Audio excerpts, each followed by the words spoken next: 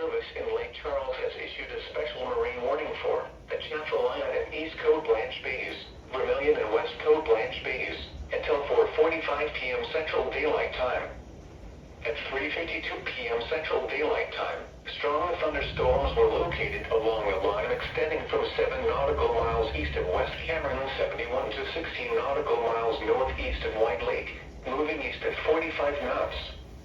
Hazard, wind gusts 34 knots or greater. Source, radar. Impact, small craft could be damaged in briefly higher winds and suddenly higher waves. Locations impacted include Vermilion Bay, Marsh Island, and West Coast Blanche Bay. Move to safe harbor until hazardous weather passes.